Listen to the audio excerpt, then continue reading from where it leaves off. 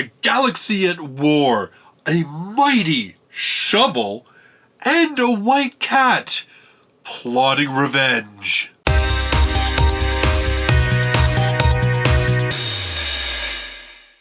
Hello everybody and welcome to this video where I'm going to be covering all of the light novels that are premiering in the month of March of 2020. I'm Justus Stone, and on my channel I cover all things light novels, doing my best to help grow the fandom and to help all of you find new light novels to love. So if you haven't done already, make sure you hit that subscribe button so you don't miss out on any of my future light novel videos. This month we have 5 brand new titles premiering. Well, okay, one is kind of not a premiere, but it is a pretty special print release, so I'm going to be talking about that. J-Novel Club has 4 of the 5 that I'm going to be talking about, with 7 Seas being the only other company bringing out something new this month.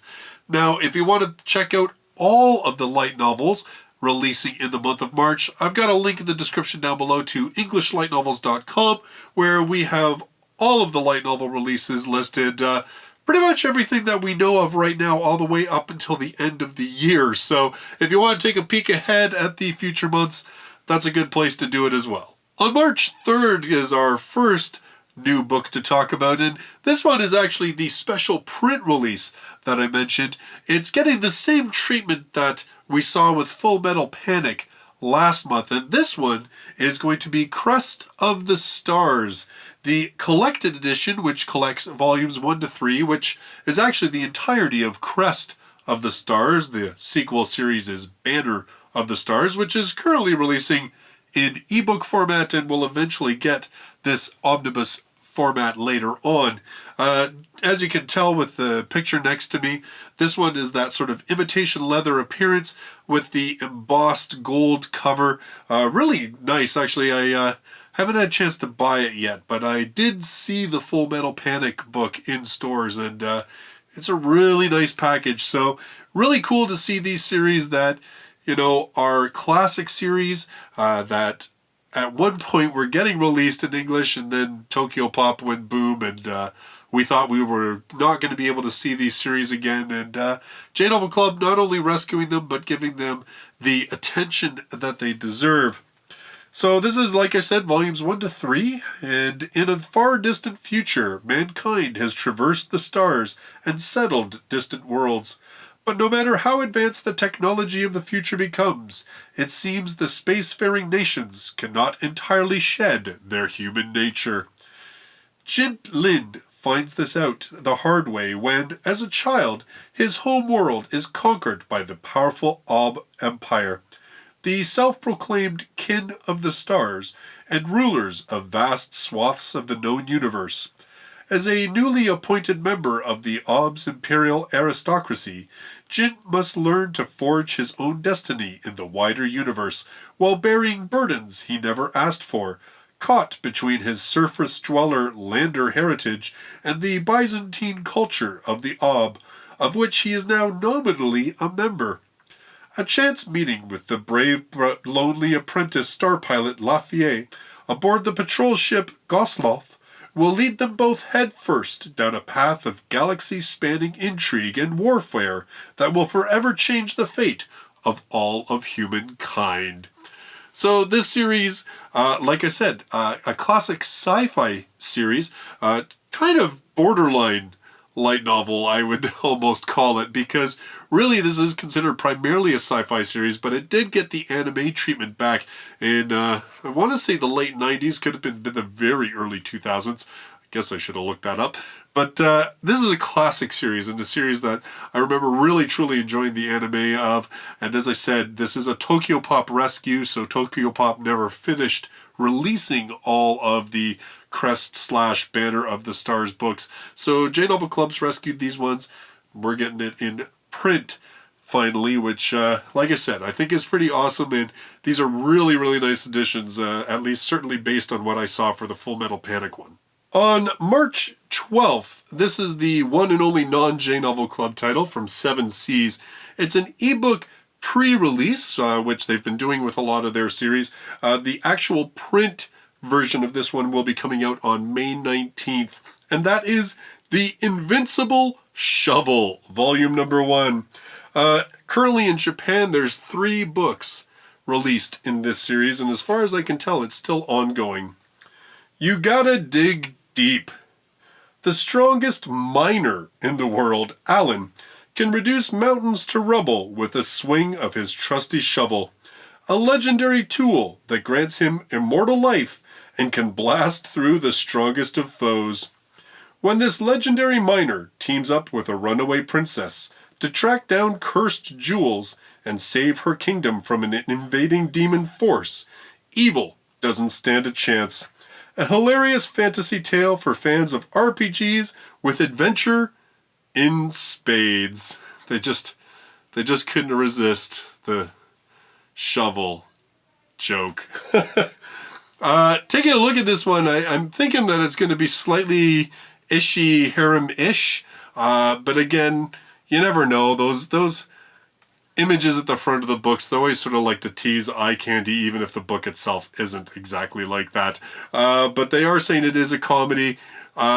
Just based on the premise alone, it could be fun as long as it really doesn't take itself seriously. If it tries to be an honest-to-God serious light novel, I don't know whether I'm going to be able to buy in, but I'm going to check it out and see what it's like. On March 16th, this book is coming to us, of course, well, all the rest of the books are coming from J Novel Club. This is volume number 1 of Can Someone Please Explain What's Going On? This has 9 volumes in Japan. As far as I can tell, it's still ongoing. If you thought regular marriages were insane, wait until you see the contract Viola signed. Our heroine, the daughter of an earl, signed herself away in a marriage contract to an aloof duke, Circes, in order to save her family from a lifetime of poverty. All of a sudden, Viola's life is turned upside down when she moves into the Fisaris family's manor and is left to negotiate her new life as a show wife in a world she had only ever caught glimpses of before. How will she shake things up at the Fisaris estate? So this one, I believe, is part of the J Novel Club Heart imprint. By the way, J Novel, if you're watching this, I mean, I haven't really emailed you or anything like that, but if you thought on your website maybe for the J Novel Heart titles, you could, I don't know, change the color scheme for those titles or at least have the J Novel Heart logo. It just seems like you've gone to the trouble of having an imprint and stuff. It just seems like your website, I'm not saying separate them because I think people who subscribe to your stuff should be able to read them, but it'd be kind of neat if there was sort of a way to differentiate between which are the heart titles and which are not. Although, even when you read them, pretty much anything about love, romance, and with a main female protagonist seems to be a J Novel Heart title. This one, I'm not too sure what to think of this one. I'm kind of glad that it's not like a lot of the other ones that I'm seeing, which is sort of that whole otome gaming, I'm the villainous, what do I do kind of stuff. It instead just kind of these twisted relationships. My guess is that it will probably turn out that the aloof duke is not such a bad guy, and most of the conflict, I guess, will probably come from members of his family and perhaps other women who were after his heart. That's my guess, but it's only a guess. We'll see how this one turns out when it comes out. Next up, on March 17th, we have volume number 1 of Bibliophile Princess. This one's an ongoing series in Japan, has 5 volumes currently released, and as far as I can tell, again, this is a J Novel Club Heart title. When book-loving Lady Eliana spots Prince Christopher, her betrothed in name only, consorting with another noble lady, she realizes the recent rumors must be true. The prince has someone he truly loves, which means the annulment of their engagement is both inevitable and fast approaching. What she doesn't realize is that this is merely a surface ripple, one of many, where the truth runs deep in a conspiracy surpassing her imagination. So, this description, it's called Bibliophile Princess, which, you know, means she's a book lover. I'm very curious to know how that plays in to this whole situation she finds herself in. Again, it sounds much more like a family palace type intrigue type story. I wonder if it's going to be the kind of thing where her book smarts are going to be what allows her to navigate through this, or is this something completely other? Like, is it sort of an absurd comedy where her overactive imagination, because she reads all these books, is actually having her imagine and envision things that aren't really there? That could be an interesting take as well, but I really don't know which way this goes. A lot of these J-Novel Club Heart titles, we don't have a lot of information on them.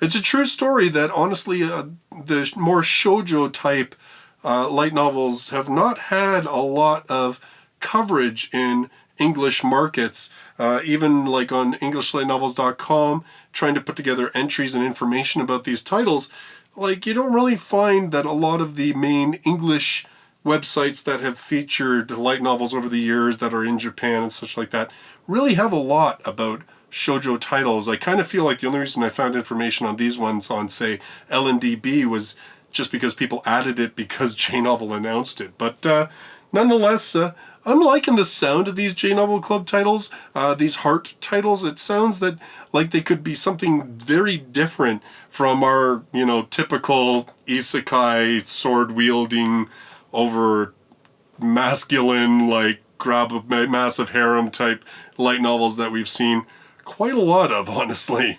Finally, on March 24th, our final premiere for the month of March, this one is volume number 1 of The White Cat's Revenge, as plotted from the Dragon King's lap.